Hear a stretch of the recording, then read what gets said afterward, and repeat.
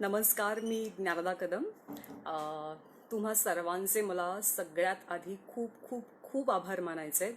माझ्या सगळ्या हितचिंतकांचे की ज्यांनी अक्षरशः शुभेच्छांचा वर्षाव केला आणि ज्यांनी मी लवकरात लवकर बरी व्हावी यासाठी प्रार्थना केल्या.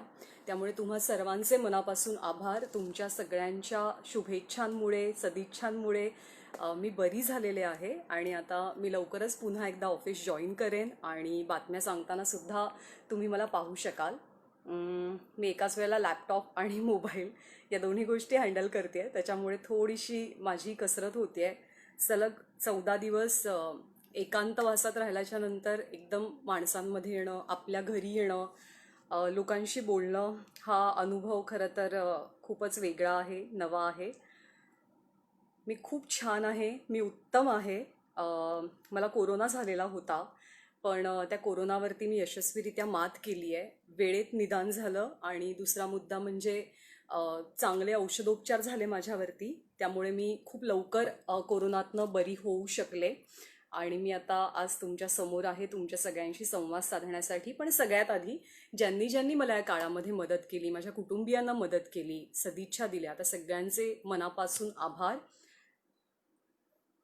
सगळेजण म्हणतायत की वेलकम बॅक आणि लवकर बरी हो. तर हो, मी बरी तर ऑलरेडी झालेली आहे, पण प्रोटोकॉलनुसार, नियमांनुसार काही गोष्टी तर जरूर सांभाळायच्या आहेत आणि त्यामुळे पुढचे 14 दिवस मला घरी क्वारंटीन राहावं लागणार आहे आणि त्यानंतर नक्कीच मी ABP माझावरती तुम्हाला भेटणार आहे. या सगळ्याची सुरुवात कशी झाली हा सगळ्यात मोठा आणि पहिला प्रश्न. तर मी वर्क फ्रॉम होम होते, सगळ्यांनाच माहिती आहे. माझ्या घरी सेटअप लावल्यामुळे मी घरातनं बुलेटिन करत होते. झालं असं की मला काही महत्त्वाच्या कार्यक्रमांसाठी, म्हणजे माझा कट्टा आहे किंवा एखादी परिषद आहे मोठी, तर यासाठी ऑफिसला जावं लागायचं आणि त्या जबाबदारीनुसार आठवड्यातनं एकदा तर माझं ऑफिसला जाणं व्हायचं जनरली. तर असंच मी शुक्रवारी ऑफिसला गेले होते का आणि त्या शुक्रवारी नेहमीप्रमाणे रुटीन फॉलो झालं, छान माझा कट्टाचं रेकॉर्डिंग झालं आणि मी घरी आले. मी अगदी व्यवस्थित होते, काही अडचण नव्हती.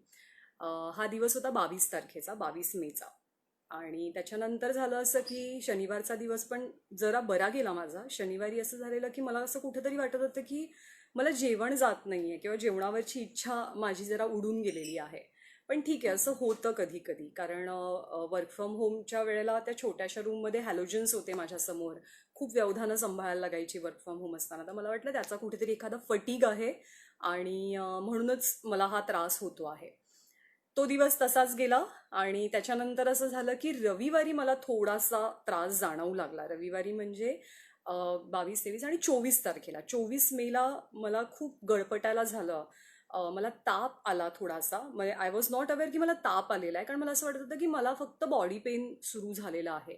जेवण तर मला जात नव्हतं. कसं तरी करून मी सकाळचा दिवस, त्या दिवशी माझी ऑफकोर्स सुट्टी होती, त्याच्यामुळे मी खूप उशिरा उठले आणि कसा तरी मी सकाळचा दिवस ढकलला.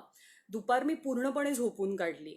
पण संध्याकाळी माझ्या लक्षात आलं की सोमवारी मला जर का काम करायचं असेल, अर्थात वर्क फ्रॉम होम होते मी, त्याच्यामुळे ऑफिसला जायची गरज नव्हती, पण मला जर का काम करायचं असेल तर मला आत्ता डॉक्टरांकडनं काहीतरी औषध घेणं भाग आहे. कारण मला त्रास होत होता, माझं अंग खूप दुखत होतं. तर मी आमचे family doctor, doctor Yogesh Sarode, त्यांना फोन केला आणि त्यांना सांगितलं की ही अशी अशी परिस्थिती आहे आणि माझे पाय खूप दुखतात आणि मला प्रचंड थकवा आलाय. तर डॉक्टरांचा पहिला प्रश्न होता की तू गेल्या काही दिवसात बाहेर गेली होतीस का?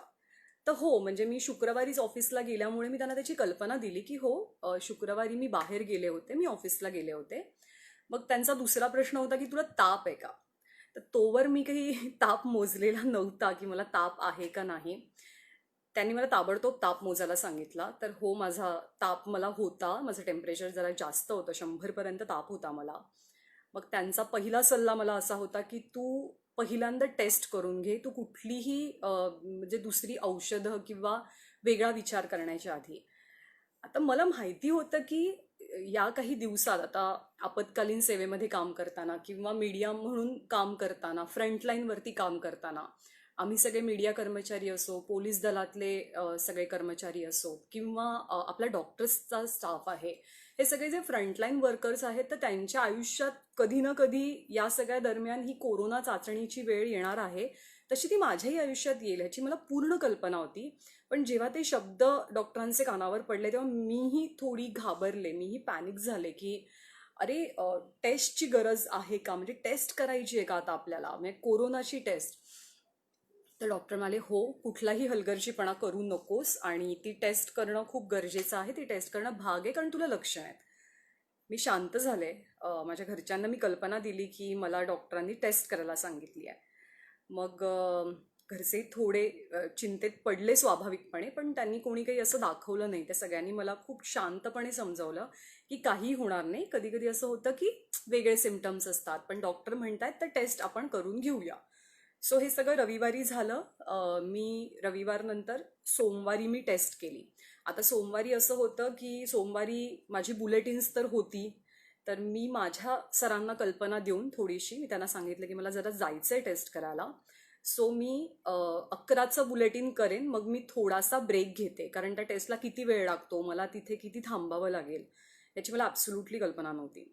मग टेस्ट करायला मी गेले दुपारी 3च्या दरम्यान डोंबिवलीमध्येच, माझ्या घराच्या जवळच. तर ते सगळं वातावरण थोडंसं धडकी भरवणारं होतं, अस्वस्थ करणारं होतं असं मी म्हणेन. सगळे पीपी किट्समध्ये होते. म्हणजे आत्तापर्यंत मी फक्त व्हर्च्युअली हे सगळं पाहिलं होतं, म्हणजे टेलिव्हिजन स्क्रीनवरती मी हे अनुभवलेलं की पीपी किट घालून लोक आजूबाजूला फिरतायत, त्यांची त्यांची कामं करतायत. पण प्रत्यक्ष पाहण्याचा माझा सुद्धा तो पहिलाच अनुभव होता. तर त्याच्यामुळे माझा नवरा माझ्यासोबत होता, तर मी त्याला म्हटलं तू खालीच थांब, मीच जाऊन टेस्ट करते. टेस्टचा अनुभव मी म्हटलं तसं तिथला सगळा स्टाफ खूप कॉपरेटिव्ह होता. त्यांनी मला खूप सांभाळून घेतलं, मदत केली. एक 10 मिनिटात टेस्ट करून मी लगेचच खाली आले. पण त्याच्यानंतरचा जो वेटिंग गेम होता, म्हणजे सोमवारी दुपारी टेस्ट केल्याच्या नंतर ते माझा रिपोर्ट माझ्या हाती पडेपर्यंत तो वेटिंग गेम प्रचंड जीवघेणा होता. एकतर म्हणजे आपल्याला कोरोना झालाय की नाही झालाय या द्वंद्वामध्ये तुम्ही सापडता.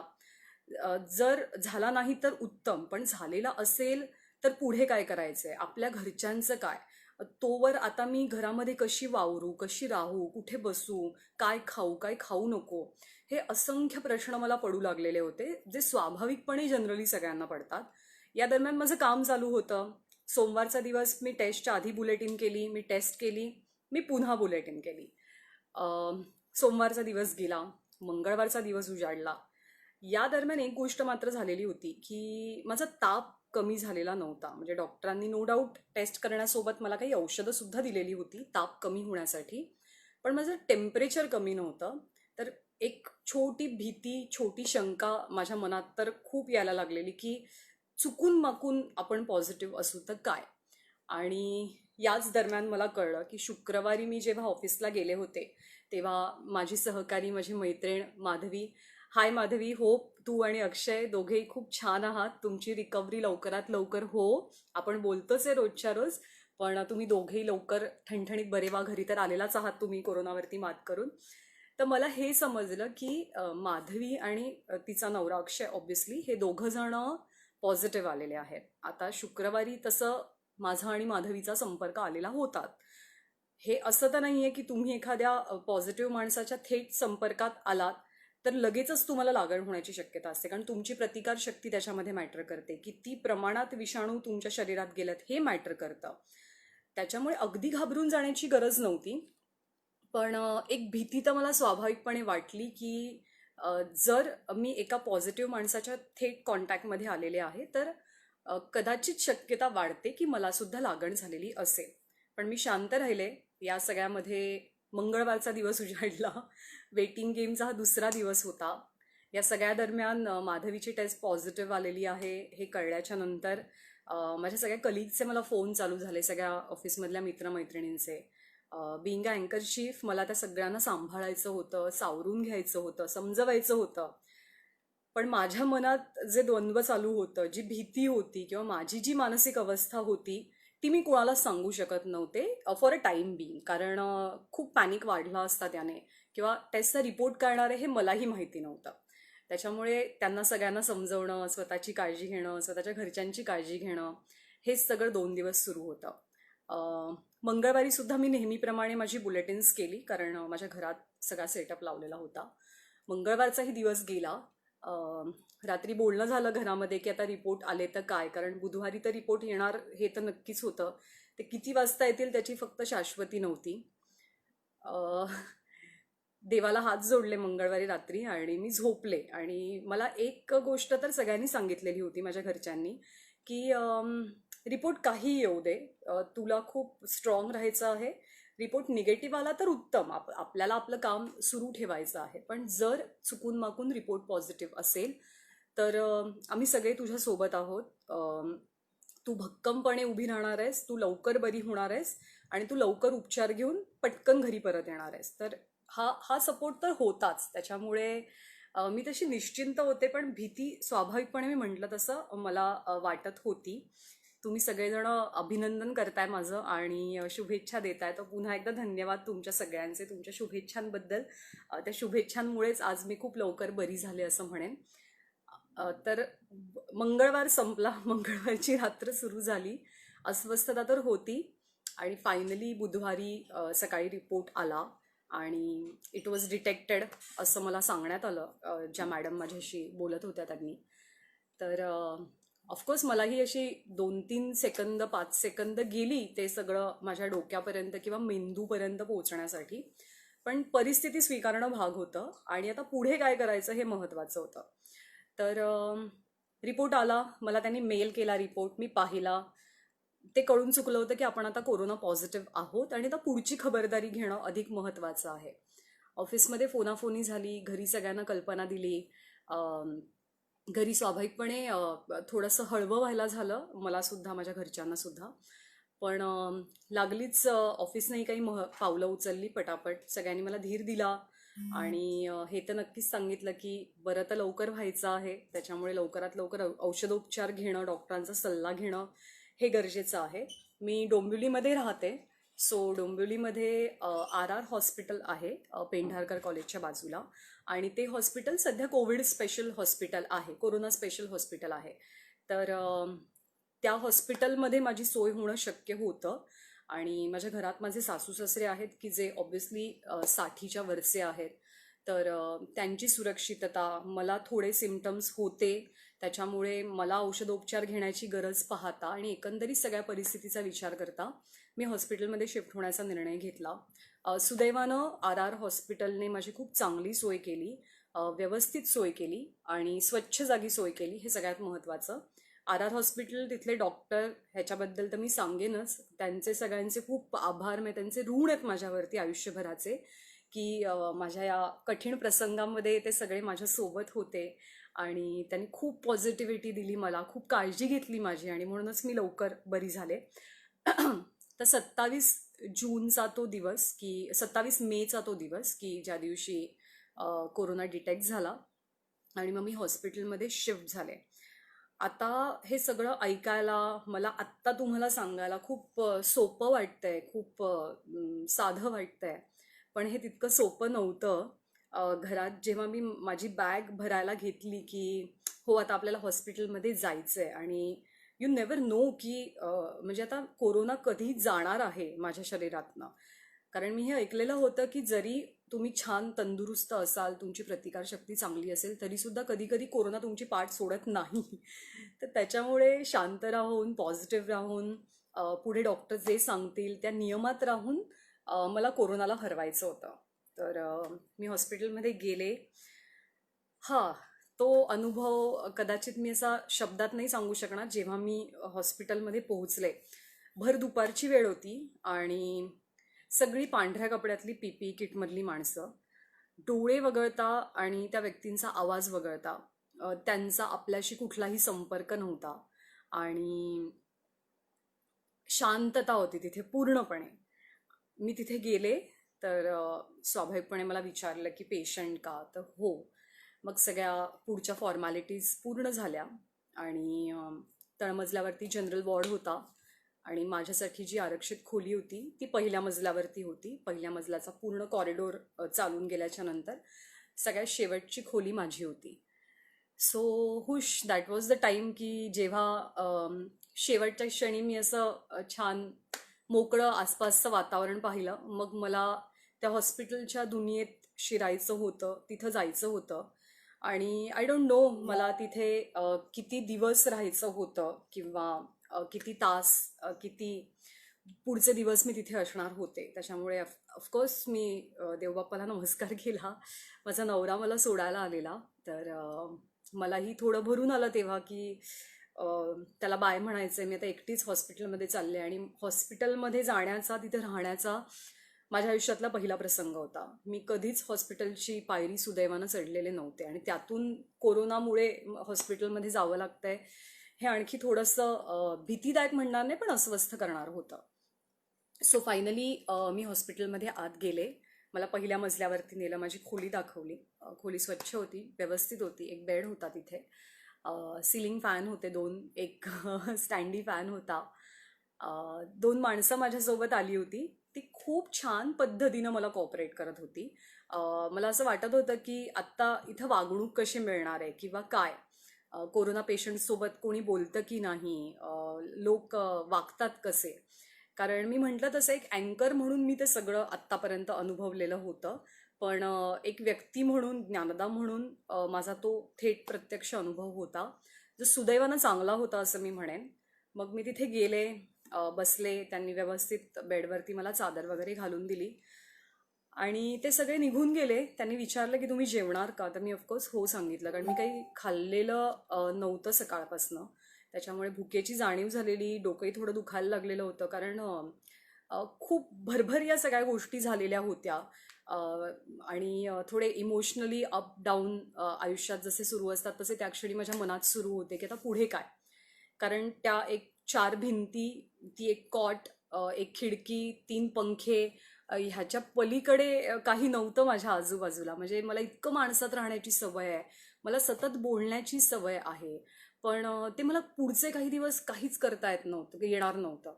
आणि त्याच्यामुळे मला ती जाणीव झाली की माझ्या आयुष्याला एक मोठा ब्रेक लागलेला आहे आणि तो करकचून लागला आहे कोरोनामुळे. सो शांत राहून पुढचे उपचार करणं ही प्रायोरिटी होती त्या क्षणीची. मला जेवण दिलं गेलं, जेवण चांगलं होतं. मग नर्स आल्या, त्यांनी माझी ब्लड टेस्ट केली, मला एक्सरेसाठी नेण्यात आलं आणि मला गोळ्यांचा कोर्स सुरू झाला. गोळ्या अर्थातच हायड्रोक्सिक्लोरोक्विन, ॲझिथ्रोमायसिन या 2 मुख्य गोळ्या होत्या. त्याच्यासोबत ताप उतरण्यासाठी मला एक गोळी दिली गेली. सोबतच अँटासिडची गोळी दिली जायची रोजच्या रोज, कारण आपण हालचाल करत नाही, आपण एकाच जागी असतो, आपण कुठे फिरत नाही.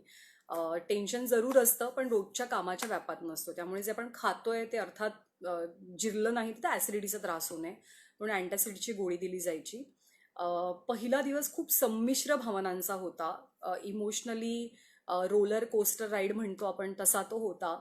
जसं जसं ज्यांना ज्यांना समजलं तसे तसे सगळ्यांनी फोन करायला सुरुवात केली मला आणि शुभेच्छा दिल्या, धीर दिला सगळ्यांनी. आणि सगळ्यांनी हेच सांगितलं की तू लवकर बरी होणार आहे आणि लवकर घरी परत येणार आहेस. तर ऑफकोर्स ते तर झालंच.